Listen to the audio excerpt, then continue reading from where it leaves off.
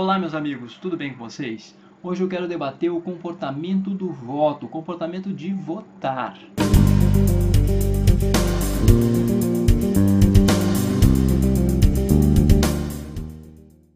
Li há pouco um post no Facebook em que o sujeito fazia algumas considerações acerca do conceito de alienação e de que muito se fala em alienação quando se discorda, principalmente quem é de esquerda, quando se discorda do voto do outro, de que o outro estaria alienado, de que o outro teria uma falsa consciência, ou de que o outro, sendo oprimido, por exemplo, se identificaria com o opressor, já que ele deseja inconscientemente ser também opressor, estar também por cima. Etimologicamente, o termo alienação se relaciona a estar fora do lugar. Então você vê alguém, um oprimido, votando no opressor, por exemplo, é algo meio fora do lugar. E esse conceito, claro, tem suas raízes aí no marxismo, tal, o conceito de alienação dos meios de produção e de que o alienado é aquele que está de alguma forma separado, fora do lugar, separado. Alienar também é separar, separado dos meios de produção, ou seja, ele não tem um meio de produção. Mas isso passou a ser utilizado depois, eu não me lembro muito bem em relação a autores, também não faço questão aqui de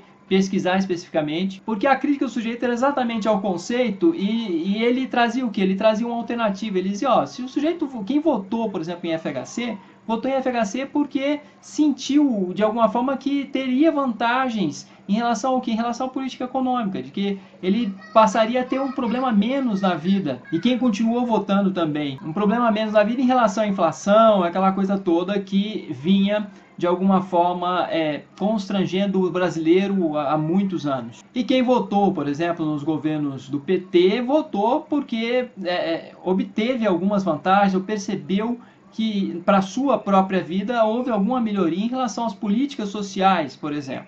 Então, o argumento do autor desse post era qual? Era de que as pessoas que têm uma determinada opção de voto, elas não estão simplesmente alienadas ou possuem uma falsa consciência. Elas votam naqueles candidatos que de alguma forma produziram alguma gratificação, algum ganho para a sua vida.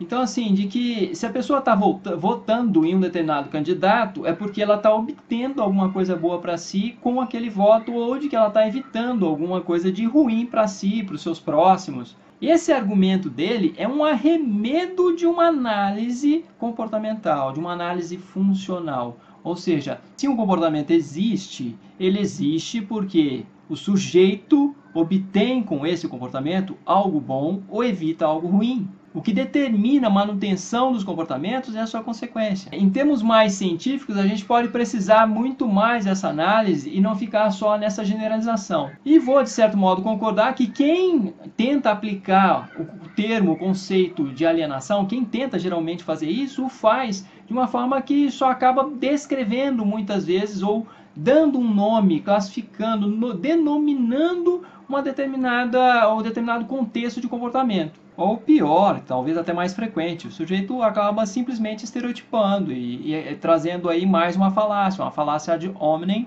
de ataque ao outro, de ataque à pessoa, porque está utilizando um termo que adquiriu até mesmo aí sentidos pejorativos. Porém, a minha impressão é que podemos utilizar a abordagem da análise do comportamento, que é a abordagem científica, para fazer a análise do comportamento de votar. Só que existem contextos os mais variados. E você teria que analisar no contexto específico. Os motivos para que uma pessoa vote um determinado candidato ou partido vão variar muito, na minha impressão, de contexto para contexto. Então você vai ter, por exemplo, alguns contextos onde predominantemente o sujeito está votando porque o grupo social do qual ele faz parte também vota naquele candidato, naquele partido. Você vai ter um contexto onde o sujeito foi muito influenciado, sim, por uma determinada propaganda política. Você pode ter um contexto onde predominantemente o sujeito está votando por imitação, um comportamento de manada. Maria vai com as outras mesmo. Outros estão votando, ele vota também. E ele gosta e se sente gratificado de votar em quem ele sente que vai ganhar. Então eu peço a você que está me assistindo que analise o seu próprio comportamento de votar, que tente fazer essa análise.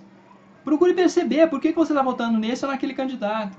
E procure ficar sensível também, observar o quanto que pessoas importantes para você te influenciam na sua escolha.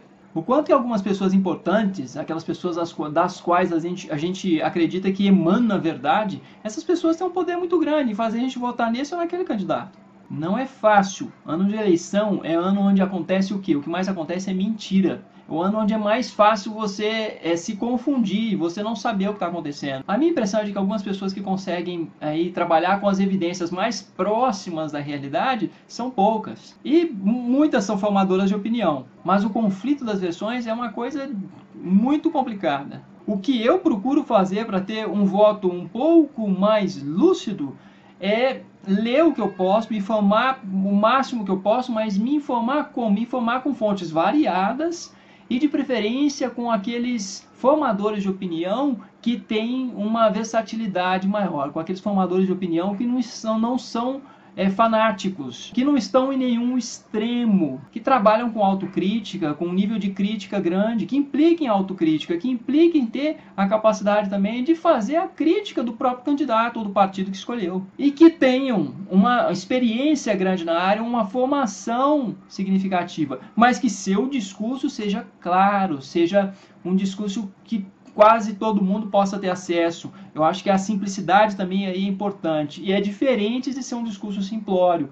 Pode ser profundo, pode ser questionador, mas tem que ter um nível de transparência, um nível de acessibilidade grande. Não pode ser aquele sujeito que fala um monte de coisa e ninguém entende nada. Em relação ao formador de opinião também, eu fico muito atento ao quê? A questão da... Muitas vezes o sujeito tem retórica, oratória, e eu tento deixar isso um pouco de lado. Eu acho que oratória e retórica seduzem demais, mas nós temos que nos ater ao quê? Nós temos que nos ater ao teor da argumentação, ao quanto que aquele argumento é válido ou não. Bom, meus amigos, é mais ou menos isso que eu queria falar. Eu queria trazer um pouco a análise do comportamento, que é uma área aí importante da psicologia. Não vou dizer que é a mais importante nessa questão, mas é uma área importante, dentre outras áreas, e que tem aí um repertório científico, uma história de cientificidade que é muito significativa e que eu acho que pode contribuir muito para o quê? Para se compreender os determinantes dos comportamentos. E no caso aí, hoje, eu quis falar para vocês sobre o comportamento de votar. Espero que eu tenha produzido aí